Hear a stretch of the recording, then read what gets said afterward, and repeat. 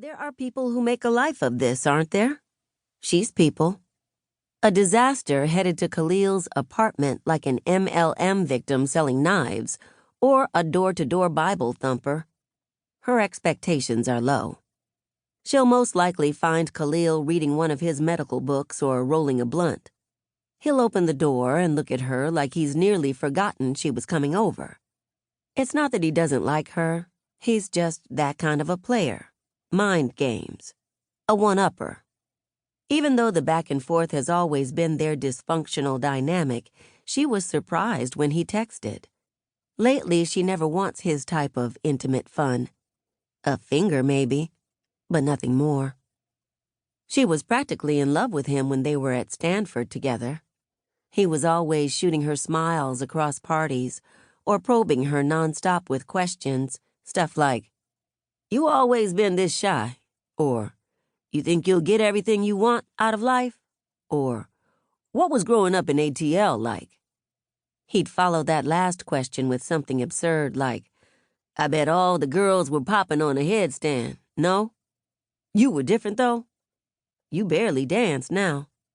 Then he'd grab her waist, and the shock of his hands would send electricity up her spine, and she'd imagine a different version of herself, a looser version, someone who slow whines to Sean Paul, and maybe that's what love was, being someone else for a short time. Khalil was somewhat of the same, a nerd in class, his fuckboy alter ego part of a larger facade. Now, in the middle seat of a Nissan, Zahra smooths her hands along the nylon upholstery, then curls them into tight fists. She's looking to be unwound. It's not about sex, but she mouths the words to Rihanna's Same Old Mistakes anyway. She almost doesn't hear the driver ask, "Going out tonight?" She hates Uber small talk. "I'm already out, aren't I?" Then, feeling like a jerk, she adds, "Just to a friend's house."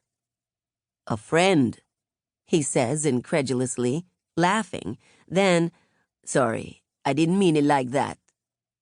However he meant it, it's enough to shut her up. It's not like she really wanted to talk anyway. She studies him now through the rearview mirror. Skin the color of cedar wood. Scruffy beard that probably hasn't been brushed in days. A backward baseball cap, similar to the way her brother Derek used to wear his. But this guy's has "Stay Black" on it. He's cute.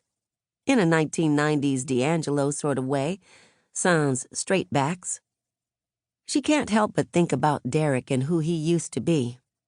How he sang church hymns in absolute pitch while she leaned against his bedroom door writing sentences that sat comfortably one by one, but never added up as a conglomerate, dreaming black love stories, the wood or poetic justice come true. He was her only savior then, no matter how distant his eyes were. Black pearls swarming in discontentment. She misses him now. It's not the same, though she hasn't stopped trying to convince herself that he'll get back to where he was, that time hasn't weighed on him, hasn't removed the dimple in his left cheek, so she sometimes thinks it was never there to begin with. "Sorry," the driver says again.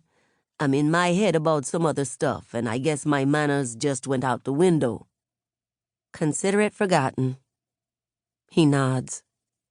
She takes out her phone, sends Khalil a text. "Hungry. Should we order food?" Food helps with this eerie feeling she's been getting lately of something gnawing at her, something trying to get in. She's doing everything in her power to keep shit out. If she thinks too hard about things, they'll eat her alive. A brother who's forgotten himself. A mother she can't stand. It's hard to measure over the phone, but she's sure Graham's voice has gotten heavier. Cheeseburgers, medium skirt steaks, French fries dipped in a garlic aioli help her forget it all. "What's your name?" The driver again. "Zahra." It's in the app. He must have already seen it. "It's in the app, you know. You're..." She pauses to look. "Trey." "Right."